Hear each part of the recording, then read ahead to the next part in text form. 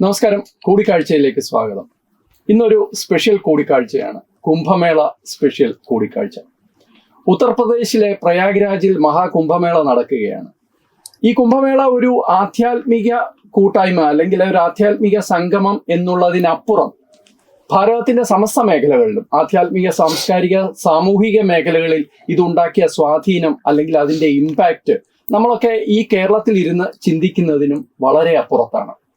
ആധ്യാത്മിക തലത്തിൽ ഇത് സനാതന ധർമ്മത്തിന്റെ, ഹിന്ദു ധർമ്മത്തിന്റെ വിരാട രൂപം എന്നാണ് പ്രധാനമന്ത്രി നരേന്ദ്രമോദി തന്നെ ഈ കുംഭമേളയെ വിശേഷിപ്പിച്ചത്.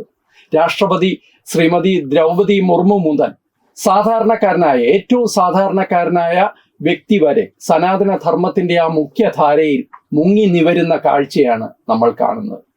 എന്താണ് കുംഭമേള ഭാരതത്തിൽ വരുത്തിയ മാറ്റം? എന്താണ് കുംഭമേളയുടെ സ്വാധീനം, പ്രാധാന്യം? ഈ പ്രധാനപ്പെട്ട വിഷയങ്ങളാണ് നമ്മൾ ഇന്ന് ചർച്ച ചെയ്യുന്നത്. എന്നോടൊപ്പം രണ്ട് പ്രധാന സുഹൃത്തുക്കളാണ് ഉള്ളത്. അവർ രണ്ടുപേരും കുംഭമേളയുടെ ഈ പുണ്യം നുകർന്നവരാണ്. ശ്രീ രഞ്ജിത്ത് കാർത്തികേയൻ, അദ്ദേഹം സാമ്പത്തിക വിദഗ്ധനാണ്, പ്രമുഖ ചാർട്ടേഡ് അക്കൗണ്ടന്റ് ആണ്, സാമൂഹിക സാംസ്കാരിക മേഖലകളിൽ പ്രവർത്തിക്കുന്ന വ്യക്തിയുമാണ്. അദ്ദേഹത്തോടൊപ്പം ശ്രീ ടി ജയചന്ദ്രൻ, അദ്ദേഹവും സാമൂഹിക സാംസ്കാരിക മേഖലകളിൽ പ്രവർത്തിക്കുന്നയാളും ജന്മഭൂമി പത്രത്തിന്റെ ഡയറക്ടറുമാണ്. ഇരുവർക്കും സ്വാഗതം പരിപാടിയിലേക്ക്. ജയൻജി, അങ്ങയിൽ നിന്ന് തന്നെ ഇത് തുടങ്ങാമെന്ന് തോന്നുന്നു. അങ്ങ് വടക്കേ ഇന്ത്യയിൽ ധാരാളം യാത്ര ചെയ്തിട്ടുള്ള ആളാണ്. നിരവധി തീർത്ഥസ്ഥാനങ്ങൾ വർഷങ്ങളായി നിരന്തരം യാത്ര ചെയ്യുന്ന ആളാണ്. പക്ഷെ കുംഭമേളയിൽ എത്തുമ്പോൾ അതൊരു വ്യത്യസ്തമായ അനുഭവമാണ്. ഒരു ഓവറോൾ, ഒരു ഫസ്റ്റ് ഇമ്പാക്റ്റ് എന്നുള്ള നിലയിൽ, ഒരു ആമുഖം എന്ന നിലയിൽ എന്താണ് കുംഭമേളയെക്കുറിച്ച് പറയാനുള്ളത്? എന്തായിരുന്നു അനുഭവം? ഈ പ്രാവശ്യത്തെ പ്രയാഗ്രാജ് കുംഭമേള 144 വർഷം കൂടി നടക്കുന്നതാണ്. അതായത് 12 വർഷത്തിലൊരിക്കലാണ് കുംഭമേള. അതിന് പൂർണ്ണ കുംഭമേള എന്നാണ് പറയുന്നത്. അങ്ങനെ 12 കുംഭമേളകൾ കഴിയുമ്പോഴാണ് 144ാമത്തെ മഹാകുംഭമേള വരുന്നത്. ഇന്നത്തെ തലമുറയിൽ ഈ 144 വർഷം പിന്നിടുന്ന ഈ മഹാകുംഭമേളയിൽ പങ്കെടുക്കാൻ കഴിഞ്ഞത് തന്നെ ഒരു ജന്മപുണ്യമായിട്ടാണ് ഞാൻ കണക്കാക്കുന്നത്. കുംഭമേള എന്ന് പറയുന്നത് ലോകത്തിലെ ഏറ്റവും വലിയ മനുഷ്യ കൂട്ടായ്മയാണ്, മനുഷ്യ സംഗമമാണ്. ഏതാണ്ട് ഇപ്പോൾ തന്നെ 40 കോടി കഴിഞ്ഞു. 50 കോടിക്ക് അടുത്ത ആൾക്കാർ ഈ പ്രയാഗ്രാജ് കുംഭമേളയിൽ പങ്കെടുക്കുമെന്നാണ് ഏതാണ്ട് ഒരു കണക്ക്. ഈ കുംഭമേളയിലെ ഏറ്റവും കൂടുതൽ ആൾക്കാർ പങ്കെടുത്ത ദിവസമാണ് ഭാഗ്യവശാൽ ഞാൻ പ്രയാഗ്രാജിലുണ്ടായിരുന്നത്. അത് 29-ാം തീയതി, കഴിഞ്ഞ ജനുവരി 29-ാം തീയതി മൗനി അമാവാസി ദിവസം എല്ലാ സന്യാസ സമ്പ്രദായത്തിൽപ്പെട്ട സന്യാസിമാരും സ്നാനം ചെയ്യുന്ന ദിവസമാണ്. ആ ദിവസം തന്നെ എനിക്ക് അവിടെ എത്തിപ്പെടാൻ കഴിഞ്ഞു. 27-ാം തീയതി തന്നെ എത്തി. ഏതാണ്ട് 6 ദിവസം അവിടെ ഉണ്ടായിരുന്നു. ഏതാണ്ട് അന്ന് ഒരു 8 കോടിയിൽ കൂടുതൽ ആൾക്കാരാണ് ആ ഒരൊറ്റ ദിവസം, 29-ാം തീയതി എന്ന് പറയുന്ന മൗനി അമാവാസി ദിവസം 8 കോടി ജനങ്ങളാണ് സ്നാനം നടത്തിയത്. ആ ഒരു പുണ്യം എന്ന് പറഞ്ഞത് ഇത് മനുഷ്യ ചരിത്രത്തിൽ തന്നെ ഒരു റെക്കോർഡാണ്. അതിൻ്റെ ഏറ്റവും വലിയ പ്രത്യേകത ഞാൻ നേരത്തെ സൂചിപ്പിച്ചു, 144 വർഷം കഴിഞ്ഞ് വരുന്നതാണ്. സൂര്യനും ചന്ദ്രനും വ്യാഴനും അതിൻ്റെ രാശി കൃത്യമായി എത്തുന്ന സമയത്താണ് കുംഭമേള നടക്കുന്നത്. 144 വർഷം കഴിഞ്ഞു വരുന്ന ഈ കുംഭമേളയിൽ ശനിയും കൂടെ അതിൻ്റെ കൂട്ടത്തിൽ വരുന്നു. അതുകൊണ്ടാണ് ഇതിന് ഏറ്റവും പ്രസക്തി ഏറിയത്. ഇടവൻ രാശിയിൽ സൂര്യനും ചന്ദ്രനും എത്തുന്നു. അതുപോലെ വ്യാഴൻ്റെയും ശനിയുടെയും ഒക്കെ ദൃഷ്ടി ഈ സമയത്ത് വരുന്നു. പ്രത്യേകിച്ച് അമാവാസി ദിവസം അതിൻ്റെ ഏറ്റവും കൂടുതൽ പവർഫുള്ളായിട്ട് ഭൂമിയിൽ എത്തുന്ന സമയമാണ്. അതുകൊണ്ടാണ് ഈ മൗനി അമാവാസി ദിവസം സ്നാനം വളരെ ശ്രേഷ്ഠമാണ് എന്ന് പറയാൻ കാരണം. അപ്പോൾ അതുകൊണ്ട് തന്നെയാണ് ഏറ്റവും കൂടുതൽ ആൾക്കാർ ഈ കുംഭമേളയിൽ എത്തിച്ചേർന്ന ദിവസവും മൗനി അമാവാസി ദിവസമായി മാറിയത്. 5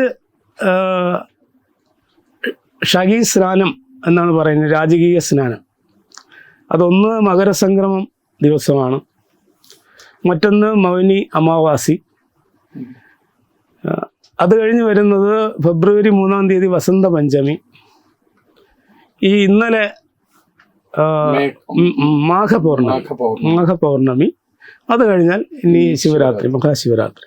ഇത് കൂടാതെ പൗഷപൗർണമി ജനുവരി 13-ാം തീയതി ചില സന്യാസ സമ്പ്രദായത്തിൽപ്പെട്ട ആളുകൾക്ക് വിശിഷ്ട ദിവസമായി കണക്കാക്കി അന്ന് മുതൽ ഈ സ്നാനം തുടങ്ങി. അപ്പം അങ്ങനെ നോക്കുകയാണെങ്കിൽ 6 ഷഗി സ്നാനം നടന്നില്ല. ഇപ്പം യോഗി സർക്കാർ ഷാഹി എന്നുള്ള പേരൊക്കെ മാറ്റിയിട്ടുണ്ട്, അമൃത സ്നാനം ആക്കിയിട്ടാണ്. ഈ 144-നെ കുറിച്ച് ചില വിവാദങ്ങളും ഉണ്ട്. ഞാൻ അതിനെക്കുറിച്ച് ചോദിക്കാം അങ്ങയോടെ. ശ്രീ രഞ്ജിത്ത് കാർത്തികേയൻ, താങ്കൾ ഒരു സാമ്പത്തിക വിദഗ്ധൻ എന്നുള്ള നിലയിൽ താങ്കൾ ഇതിനെ തീർച്ചയായിട്ടും മറ്റൊരു തരത്തിൽ നോക്കി കാണുന്നുണ്ടാവും. പക്ഷെ ഒരു സനാതനി എന്ന നിലയിൽ, ഈ ഇങ്ങേയറ്റത്ത് ശ്രീ ആദിശങ്കരന്റെ നാട്ടിൽ നിന്ന് ചെല്ലുന്ന ഒരു വ്യക്തി എന്ന നിലയിൽ ഈ ഒരു കൂട്ടായ്മയെ, ആ ഒരു സംഗമത്തെ എങ്ങനെയാണ് താങ്കളെ അത് സ്വാധീനിച്ചത്? താങ്കളിൽ ഉണ്ടായ ഒരു ഇമ്പാക്റ്റ് എന്താണ്? നേരത്തെ ജയൻചേട്ടൻ പറഞ്ഞ പോലെ ഞങ്ങൾ പലപ്പോഴും പല യാത്രകളിലും ഒരുമിച്ച് കാണാറുണ്ട്. ഹിമാലയത്തിലും അത് വളരെ അവിചാരിതമായിട്ട്.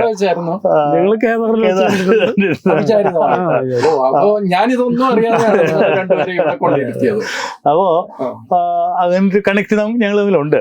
അപ്പോ മെയിനായിട്ട് ഇതും അതുപോലെ തന്നെ അദ്ദേഹം 2013 നമ്മുടെ പൂർണ്ണ കുംഭമേള അറ്റൻഡ് ചെയ്യാനായിട്ട് ഭാഗ്യം ഉണ്ടായിട്ടുണ്ട്. ഞാൻ അതിനിടയ്ക്ക് അത് പ്രയാഗ്രാജിൽ തന്നെ 2013. അപ്പോ രണ്ടുപേരുടെ ആദ്യത്തെ കുംഭമേള അല്ല, ഞാൻ കഴിഞ്ഞ പ്രാവശ്യം അർദ്ധ കുംഭമേള പ്രയാഗിൽ നടന്നപ്പോൾ പോയിരുന്നു. ഞാൻ 2013 പൂർണ്ണ കുംഭമേള അറ്റൻഡ് ചെയ്തിരുന്നു. അതാണ് നേരത്തെ ഒരു കോൺട്രവേഴ്സി എന്ന് പറഞ്ഞാൽ അത് മഹാകുംഭമേള ആയിരുന്നു എന്ന് പറയുന്ന ഒരു അങ്ങനെ ക്ലെയിം ഉണ്ട്. അപ്പം എന്തായാലും 2013 കഴിഞ്ഞിട്ട് ഉജ്ജയിനിലെ ഒരു കുംഭമേള അറ്റൻഡ് ചെയ്യുന്നത്. അത് അർദ്ധ കുംഭമേളയല്ല, അത് എല്ലാ 4 സ്ഥലത്താണ്. ഈ കുംഭമേള നടക്കുന്ന 4 സ്ഥലങ്ങളിലായിട്ടാണ്. അപ്പം അതിൻ്റെ കഥകളൊക്കെ എല്ലാവർക്കും അറിയാം. ഇപ്പം നമ്മളതൊരു നെറേറ്റ് ചെയ്യേണ്ട കാര്യമില്ല.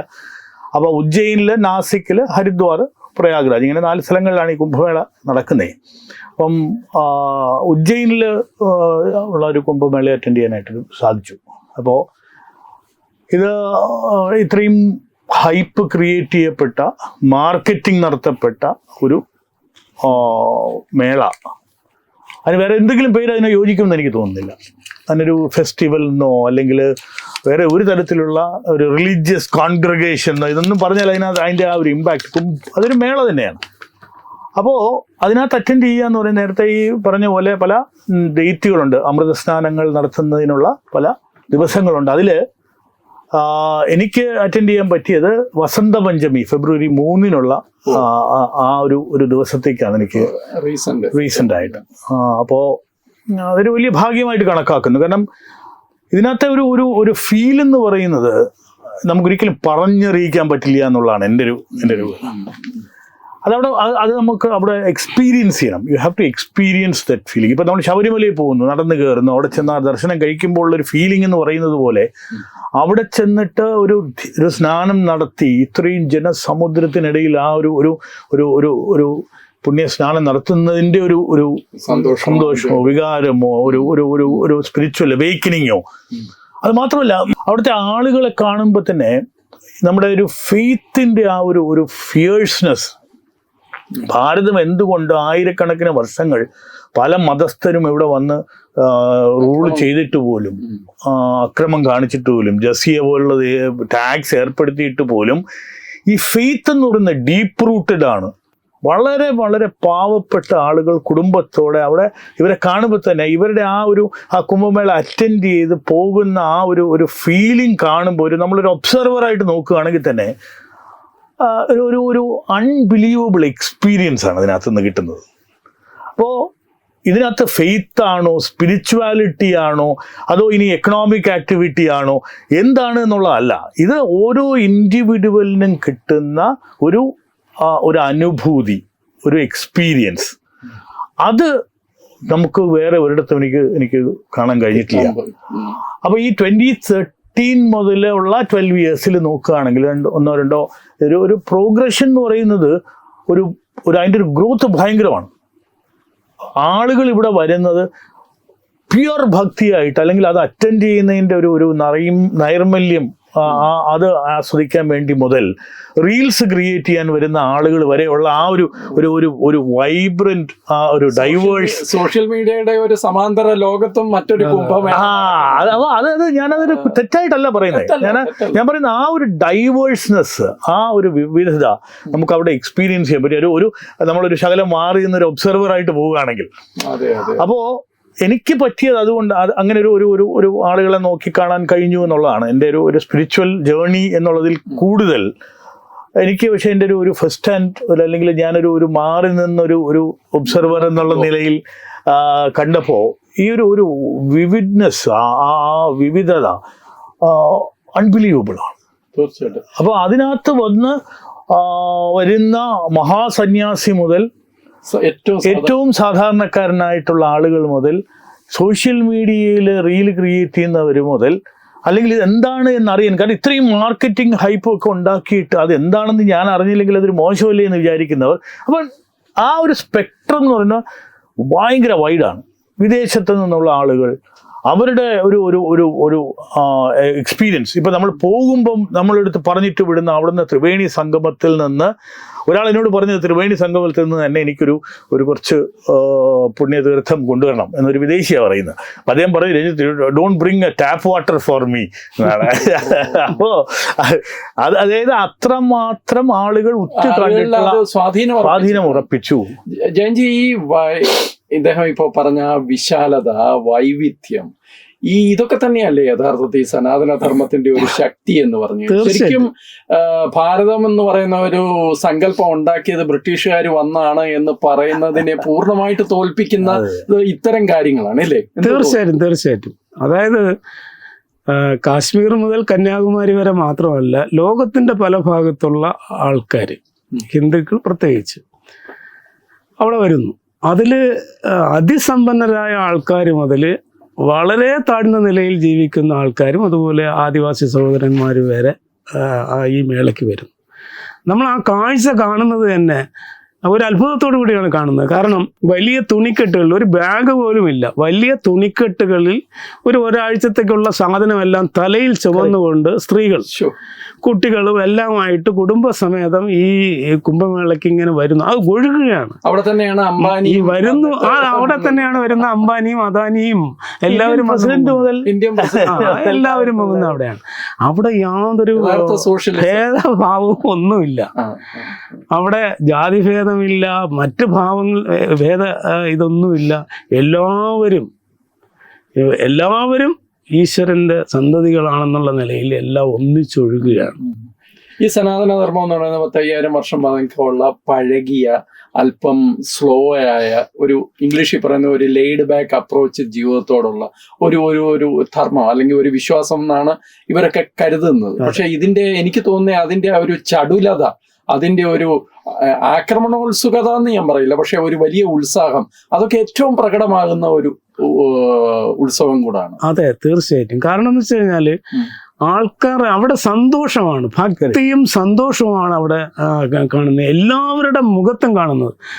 ഈ പ്രാവശ്യത്തെ മേളയ്ക്ക് ഒരു പ്രത്യേകത എന്ന് വെച്ച് കഴിഞ്ഞാൽ സർക്കാർ വളരെ ഭംഗിയായിട്ടാണ് അവിടെ ആസൂത്രണം ചെയ്തിട്ടുള്ളത്. ഞാൻ കഴിഞ്ഞ മേളയിൽ പോയി ഈ മേളയിലുള്ള വ്യത്യാസം നോക്കുമ്പോൾ സത്യത്തിൽ ഒരു സർക്കാരിന് ഇത്രയേറെ ചെയ്യാൻ കഴിയുമോ എന്ന് നമ്മൾ അത്ഭുതപ്പെട്ടു പോകും. കാരണം ആ നിലയിലാണ് ഇത്രയേറെ ആൾക്കാർ വരുമ്പോൾ അവരെ മെയിൻറ്റെയിൻ ചെയ്യാൻ എങ്ങനെ സർക്കാരിന് കഴിയുന്നു എന്ന്. അത് ഞാൻ പ്രേക്ഷകരോട് ഇതിനിടയിൽ പറയാം. കഴിഞ്ഞ മേള നടക്കുമ്പോൾ മുലായം സിംഗ് യാദവിന്റെ സർക്കാരായിരുന്നു 1,150 കോടി രൂപയോ മറ്റോ ആണ് അവർ മുടക്കിയത്. ഇപ്പോ 7,500 കോടി രൂപയുടെ പ്രവർത്തനങ്ങളാണ് അവിടെ നടന്നത്. ഈ ഗംഗയുടെ തീരത്ത് 1100 കിലോമീറ്റർ ദൂരം താൽക്കാലിക റോഡുണ്ടാക്കി. അത് ഈ ഇരുമ്പ് പാത്തികൾ വെച്ചിട്ടുള്ള റോഡുകളാണ്. 1100 കിലോമീറ്റർ ദൂരം, അതായത് ഇതിന്റെ ഇന്നർ സർക്കിളിൽ. Inner circle. കാരണം അതിലൂടെ മാത്രമേ ഈ വാഹനങ്ങൾ പോകാൻ പറ്റുള്ളൂ, അല്ല മണലാണ്, ടാർ ഇടുക എന്നും പ്രായോഗികമേ അല്ല. അപ്പോൾ അങ്ങനെയുള്ള താൽക്കാലിക റോഡ് 1100 കിലോമീറ്റർ, നിരവധി പാലങ്ങൾ ഗംഗയുടെ കുറുകെ കാരണം സ്നാനം ചെയ്ത് കഴിഞ്ഞാൽ എല്ലാം വൺ വേ ആണ്. അവിടെ പോയിക്കഴിഞ്ഞാൽ തിരക്കുണ്ടാകാതിരിക്കാൻ വേണ്ടി സ്നാനം കഴിഞ്ഞാൽ അടുത്ത് വേറൊരു റൂട്ട് ആണ് വരുന്നത്, വേറൊരു പാലം വഴിയാണ്. അതായത് സാധാരണഗതി വെള്ളം കയറുന്ന മണൽപ്പരപ്പിൽ ഒരു നഗരം തന്നെ ടെന്റ് സിറ്റി മഹാകുംഭ് നഗർ ഒരു സംസ്ഥാന പദവിയാണ് അതിനുള്ളത്. കാരണം ചീഫ് സെക്രട്ടറി റാങ്കിലുള്ള ഒരാളാണ് മേള അധികാരി. അതിനെ പല ജില്ലകളായി, അതായത് സെക്ടറുകളായി തിരിച്ചിട്ടുണ്ട്. മൊത്തം സന്യാസിമാർക്ക് മാത്രമായി ഒരു 23 സെക്ടറുകളും ബാക്കിയുള്ള കൊമേഴ്സ്യൽ ആയിട്ട് സർക്കാർ ലേലം ചെയ്ത് വിവിധ കമ്പനികൾക്കും വ്യക്തികൾക്കും കൊടുത്തിട്ടുണ്ട്. ഇതിനെ ഒരു സംസ്ഥാനമായിട്ട് അതാണ് ഓരോ സെക്ടറും ഒരു ജില്ലാ സ്റ്റാറ്റസ്. ഈ പറയുന്ന ഇതൊരു ടെമ്പററി സിറ്റിയാണ്. അതായത് ഈ പറയുന്ന 45 ദിവസം കഴിയുമ്പോൾ ഇതിന്റെ ഒരു ഡിസ്ബാൻഡ് ചെയ്യും. അത് അതിന്റെ ഒരു കൺസ്ട്രക്ഷൻ സമയത്തൊക്കെ ഞാൻ ഈ മോട്ടോർ സൈക്കിളിലാണ് നമുക്ക് അകത്തൊക്കെ പോകാൻ ഒക്കുന്നത്. കാറുകളും മറ്റൊക്കെ ഇത് ചെയ്തിട്ടുണ്ട്. ബൈക്ക് ടാക്സി അതാണ്. അപ്പോൾ അതിനകത്ത് ഇരുന്ന ഒരു പയ്യൻ എന്നെ അദ്ദേഹത്തിന്റെ പുറകെ ഇരുന്ന് പോകുമ്പോൾ അയാൾ പറഞ്ഞത്, ഞാനാണ് സാർ ഈ ഇതിന്റെ അല്ല പാലം പണിയുന്നതിൽ ഞാനും ഭാഗവാക്കായിരുന്നു എന്ന് വളരെ പ്രൗഡായിട്ട് പറയുന്ന ഒരു യുവത്വമാണ് അതിനകത്തുണ്ടായിരുന്നത്. മാത്രമല്ല ഇത് ഡിസ്ബാൻഡ് ചെയ്യുമ്പോഴും ഞാൻ ഇതിനകത്തുണ്ടാകും. അപ്പം അതിനകത്ത് ഈ അവിടുത്തെ ലോക്കൽ ആളുകൾക്ക് എല്ലാവർക്കും അതിനൊരു പാർട്ടിസിപ്പേഷൻ അതിനകത്തുണ്ടായി. അപ്പൊ ഇതൊക്കെ പറയുന്നത് ഒരു വളരെ പ്രൗഡായിട്ടാണ്. ഗ്രാമവാസികൾക്ക് ധാരാളം ഡാബ പോലുള്ള ചെറിയ നമ്മളിവിടുത്തെ തട്ടുകട സ്റ്റൈലിലുള്ള ധാരാളം ഇത് അവസരം കൊടുത്തിട്ടുണ്ട്. അതേസമയം ബ്രാൻഡഡ് സ്ഥാപനങ്ങൾക്ക് മേളയ്ക്കുള്ളിൽ അവർക്കധികം ഇത് കൊടുത്തിട്ടില്ല. അത് കൊമേഴ്സ്യൽ മേഖലയിലാണ് അവരെല്ലാം ഇട്ടിട്ടുള്ളത്. ഇതിന്റെ പുറകിലൊരു കൃത്യമായ പ്ലാനിംഗ് ഉണ്ട്, കൃത്യമായ ആസൂത്രണമുണ്ട്. പ്ലാനിങ് ശരിക്കും പറഞ്ഞാൽ ഭാരതത്തിലെ ഈ ഉദ്യോഗസ്ഥന്മാർക്കും ഈ പൊതുപ്രവർത്തകർ, അധികാരത്തിൽ എത്തുന്ന രാഷ്ട്രീയക്കാർക്കും ഒക്കെ ഒരു കെടുകാര്യസ്ഥത വലിയ ആരോപണമായിട്ട് പലരും പറയുന്നത്. അപ്പൊ അതിനെയൊക്കെ മറികടക്കുന്ന ഒരു പ്രകടനം അവിടെ സാധിക്കും. ഇന്ത്യയിൽ ഇത് പോസിബിൾ ആണ്. അത് എനിക്ക് തോന്നുന്നത് ബേസിക് ലീഡർഷിപ്പ് ഉണ്ടെങ്കിൽ ഞാൻ ചോദിക്കുന്നത് ഒരു ക്രീം ഓഫ് ദ നമ്മുടെ ഒരു സൊസൈറ്റിയിലെ ഏറ്റവും വളരെ ക്രീമായിട്ടുള്ള ആളുകളാണ് ഇന്ന് സിവിൽ സർവൻസ് ആയിട്ട് പോകുന്നത്. അപ്പൊ ഇവരുടെ പ്രവർത്തനത്തിന്റെ ഒരു മന്ദീഭവിച്ചിട്ടുണ്ടെങ്കിലോ അല്ലെങ്കിൽ അവർക്ക് പെർഫോം ചെയ്യാൻ പറ്റിയിട്ടില്ലെങ്കിലോ അതിന്റെ റീസൺ എന്ന് പറയുന്നത് അവർ എന്തോ രീതിയിൽ ആളുകൾ തടസ്സപ്പെടുത്തുന്നു, അല്ലെങ്കിൽ അവരുടെ ഒരു ക്രിയേറ്റിവിറ്റിക്കോ അല്ലെങ്കിൽ അവരുടെ ഒരു ബ്രില്യൻസോ കാണിക്കാനായിട്ട് പറ്റിയിട്ടില്ല. ഞാൻ പറഞ്ഞത് അറ്റ്ലീസ്റ്റ് ഒരു 80-90% ഈ ബ്യൂറോക്രാറ്റ്സും സിവിൽ സർവൻസും ഒരു ബ്രില്യൻ എന്ന് പറയുന്ന കാറ്റഗറിയിൽ വരുന്ന ആളുകളാണ്. അപ്പൊ അവർക്ക് പെർഫോം ചെയ്യണമെങ്കിൽ അതിനുള്ള അവർക്കുള്ള എൽബോ സ്പേസ് വേണം, അവരുടെ ക്രിയേറ്റിവിറ്റി കൊണ്ടുവരാനുള്ള ആ ഒരു ഇത് എനിക്ക് തോന്നുന്നു ഭാരതത്തിൽ ഇന്ന് കാണുന്ന ചേഞ്ച് അതാണ്. അതായത് ഇന്ന് നരേന്ദ്രമോദി സർക്കാരാണെങ്കിലും യോഗി സർക്കാരാണെങ്കിലും ഇവർ കൊടുക്കുന്ന ഒരു ലീഡർഷിപ്പ് ഉണ്ട്, ഒരു വിഷൻ ഉണ്ട്. ആ വിഷൻ അതനുസരിച്ച് പ്രവർത്തിക്കാനുള്ള സ്വാതന്ത്ര്യമുണ്ട്. ആ സ്വാതന്ത്ര്യത്തിന്റെ ഒരു സക്സസ് ആണ് നമ്മൾ ഇന്ന് കാണുന്ന ആ പല കാര്യങ്ങളും. കാരണം ഇവർക്ക് ഒരു പൊളിറ്റിക്കൽ ബോസ് ഇല്ല. അവർ ചെയ്യുന്ന കാര്യങ്ങൾക്ക് ഒരു സപ്പോർട്ട് മെക്കാനിസം ഉണ്ട്. എന്തുകൊണ്ട് ചെയ്തു അല്ലെങ്കിൽ തെറ്റുപറ്റി ചെറിയൊരു സ്റ്റാമ്പീഡ് അവിടെ ഉണ്ടാക്കപ്പെട്ടു. നമ്മൾ പല മീഡിയയിലും ചർച്ച ചെയ്യപ്പെട്ടു. ഇത് കഴിഞ്ഞപ്പോൾ ഇമ്മീഡിയറ്റ് ആയിട്ട് മുഖ്യമന്ത്രിയാണ് ഇവിടെ വരുന്നത്. മുഖ്യമന്ത്രി വന്ന് അദ്ദേഹമാണ് അത് ഓണപ്പ് ചെയ്യുന്നത്. അദ്ദേഹമാണ് അതിന് വേണ്ട കാര്യങ്ങൾ മുന്നോട്ട് നീക്കുന്നത്. അപ്പോൾ എന്തോ ആവട്ടെ, പക്ഷെ ആ ഒരു ചെറിയ ഒരു ഇൻസിഡൻറ്റ് നടന്നത് എൻ്റെ അടുത്ത് ആ സമയത്ത് അവിടെ ഉണ്ടായിരുന്ന ഒരാൾ പറഞ്ഞത്, അവിടെ ഇത് മീഡിയയിൽ മാത്രമേ അറിഞ്ഞുള്ളൂ, അവിടെ നിന്ന് ആളുകൾ ഇങ്ങനൊരു ഇൻസിഡൻറ്റ് ഉണ്ടായത് അറിഞ്ഞില്ല എന്നാണ്. ഞാൻ ആ സമയത്ത് അവിടെ തൊട്ടടുത്തുണ്ടായിരുന്നു, അവിടെ ഉണ്ടായിരുന്നു. അതായത് ഇത് ക്രിയേറ്റ് സൃഷ്ടിച്ചെടുത്ത ഒരു അപകടം എന്നുള്ള കാര്യത്തിൽ എനിക്ക് യാതൊരു സംശയവുമില്ല. കാരണം എന്ന് വെച്ച് കഴിഞ്ഞാൽ അന്ന് ഈ സ്നാനം തുടങ്ങാൻ ബ്രഹ്മമുഹൂർത്തത്തിൽ ഈ സ്നാനം തുടങ്ങണം, ഈ സന്യാസിമാരുടെ സ്നാനം തുടങ്ങണം. അതുകൊണ്ട് എല്ലാ സ്ഥലങ്ങളിലും അടച്ചിരുന്നവർ, ഈ പബ്ലിക് വരേണ്ട സ്ഥലങ്ങളെല്ലാം അടച്ചിരുന്നു. ഇതെല്ലാവർക്കും അറിയാം. അത് പല റോഡുകളും വന്ന് ഈ പ്രധാന വീതിയിൽ ജോയിൻ ചെയ്യുന്നുണ്ട്, അവിടെ എല്ലാം അടച്ചിരുന്നു. പെട്ടെന്നാണ് ഒരു സ്ഥലത്ത് നിന്ന് ഒരു കൂട്ടം ചെറുപ്പക്കാര് വളരെ ആവേശത്തോടു കൂടി തള്ളിക്കയറി അവിടെ ഒരു സീൻ ഉണ്ടാക്കി ഈ ഒരു ദുരന്തം വരുത്തി വെച്ചത്. അതിന് പിന്നിൽ എന്തോ നിഗൂഢ ശക്തികൾ പ്രവർത്തിച്ചിട്ടുണ്ട് എന്നുള്ള കാര്യത്തിൽ യാതൊരു സംശയമില്ല. ഒരു 20 മിനിറ്റ് കഴിഞ്ഞപ്പോൾ അതല്ല, അങ്ങനെ ഒരു സംഭവം അവിടെ നടന്നതായിട്ട് ആർക്കും അറിയില്ല. പിന്നെ ഈ സ്നാനം, ആ രാജകീയ അന്നത്തെ മൗനി അമാവാസി ദിവസമുള്ള ഈ മഹാമണ്ഡലേശ്വരന്മാർ ഉൾപ്പെടെയുള്ളവരുടെ ആ സ്നാനം അന്ന് മാറ്റിവെച്ചു. കാരണം സർക്കാർ അഭ്യർത്ഥിച്ച പ്രകാരം അവർ ഉടനെ തന്നെ 13 അഖാഡകളുടെയും മഹാമണ്ഡലേശ്വരന്മാർ ഒന്നിച്ചു കൂടിയിട്ട് അവർ തീരുമാനിച്ചു. കാരണം ഇവിടെ വേറൊരു അനിഷ്ട സംഭവം നടക്കാൻ പാടില്ല, അതുകൊണ്ട് നമുക്ക് ഈ സ്നാനം കുറച്ച് മാറ്റിവെക്കാം എന്ന് അവർ തീരുമാനിച്ചു. അതായത് ഈ കുംഭമേള നടത്തുന്നത് ഈ 13 അഖാഡകളാണ്. അതിൽ ജൂന അഖാഡയാണ് ഏറ്റവും പുരാതനവും ഏറ്റവും ശക്തവും വലുതും. ജൂന അഖാഡയാണ്, അവരാണ് ആദ്യം സ്നാനം നടത്തേണ്ടത്. അപ്പം ജുന അഖാഡയിൽ മഹാമണ്ഡലേശ്വര ആചാര്യന്മാർ തന്നെ ആദ്യം തീരുമാനിച്ചു, വേണ്ട, ഈ പ്രാവശ്യം സ്നാനം വേണ്ട. അപ്പോൾ എന്ത് ചെയ്തെന്ന് വെച്ചാൽ സർക്കാർ എല്ലാ പാതകളും തുറന്നു കൊടുത്ത് ജനങ്ങളെ സമാധാനപൂർവമായിട്ട് സ്നാനം നടത്താൻ അനുവദിച്ചു. ത്രിവേണി സംഗമത്തിൽ മാത്രം തടഞ്ഞു, അവിടെ എപ്പം ചെയ്യേണ്ട, കാരണം എല്ലാവർക്കും അവിടെ ചെന്ന് സ്നാനം ചെയ്യണം. അതുകൊണ്ട് അത് ഒഴിവാക്കിയിട്ട് മറ്റ് സ്നാനഘട്ടുകളിലെല്ലാം സ്നാനം നടത്താൻ വേണ്ടി അഭ്യർത്ഥിച്ച പ്രകാരം എല്ലാം റൊട്ടീനായിട്ട് എങ്ങനെയാണോ അതുപോലെ തന്നെ നടന്നു. ഈ ഒരു ദുരന്തം ഉണ്ടായത് ആരുടെയും ശ്രദ്ധയിൽ വരുന്നില്ല. കാരണം ഇതെല്ലാം ഉണ്ടാകുന്നവർ ഏത് ദുരന്തം വലുതായാലും ചെറുതായാലും ദുരന്തമാണ്. പക്ഷെ ഇത്രയും കോടിക്കണക്കിന് ജനങ്ങൾ വരുന്നിടത്ത് ഇത്രയും ഒരു ഒരു ഒരു ലിമിറ്റഡ് ആയിട്ടുള്ള ഒരു സ്ഥലത്ത് മാത്രം ഉണ്ടായ ഒരു ദൗർഭാഗ്യകരമായ സംഭവം മാത്രം. ഇപ്പൊ നമ്മൾ ശബരിമലയിൽ പോവുകയാണെങ്കിൽ തന്നെ അവിടുത്തെ ഒരു ക്രൗഡ് എന്ന് പറയുന്നത് എപ്പോഴും ഒരു പുഷി ക്രൗഡാണ്. അപ്പം അത് മുന്നോട്ട് പോകാനായിട്ടൊരു വ്യഗ്രതയും ഇതുണ്ട്. ഇവിടെ വളരെ ശാന്തമായിട്ട്, ഒരുപക്ഷെ അതിനകത്ത് ഇത്രയും സ്ഥലം ഉണ്ടായിട്ടായിരിക്കാം ഇത്രയും ഏക്കർ കണക്കിന് 4000 ഹെക്ടർ സ്ഥലത്തുണ്ടാകുന്ന ഒരു ആക്ടിവിറ്റി ശബരിമല പോലുള്ള ഒരു ചെറിയൊരു സ്ഥലത്ത് നടത്തുന്നത് തമ്മിൽ വ്യത്യാസമുണ്ട്. പക്ഷെ എന്നാലും ആളുകളുടെ ഒരു ആറ്റിറ്റ്യൂഡ് ഭയങ്കര ഡിഫറെൻ്റ് ആണ്. വളരെ ശാന്തമായി, വലിയ തിരക്കോ ഈവൻ ഈ പറയുന്ന സ്ഥലങ്ങളിൽ ആളുകളെ തടഞ്ഞു നിർത്തിയാൽ പോലും അവിടെ വന്നൊരു പുഷ് ചെയ്യുന്ന ഒരു രീതി അവിടെ കാണുന്നില്ല. ഇവിടെ ഇതിലേക്കൂടെ പോകാൻ ഒക്കില്ല എന്ന് പറഞ്ഞു കഴിഞ്ഞാൽ അവരവിടെ പക്ഷേ അവിടുത്തെ അറേഞ്ച്മെന്റ്സിൽ ജനങ്ങൾക്ക് ഒരു പൊതുവിശ്വാസം ഉള്ളതുകൊണ്ട് ശബരിമലയിൽ ഇല്ലാത്ത അതാണ് എനിക്ക് കാണാൻ പറ്റുമോ എന്നുള്ള ഒരു വേവലാതിയാണ് വരുന്ന ഓരോരുത്തർക്കും. കാരണം പിടിച്ചു തള്ളി വരുന്നു, അങ്ങനെ ഒരു മിസ്ബിഹേവിയറോ അങ്ങനെയുള്ള ഒരു കാര്യങ്ങളുമില്ല. വളരെ ശാന്തമായി ഇത്രയും ആളുകൾ ഞാൻ പോകുന്ന സമയത്ത്, ഈ എസ്പെഷ്യലി ആഫ്റ്റർ ഈ ചെറിയൊരു സ്റ്റാമ്പീഡൊക്കെ നടന്നു കഴിഞ്ഞ സമയത്ത് വളരെ കൺസേൺഡ് ആയിരുന്നു.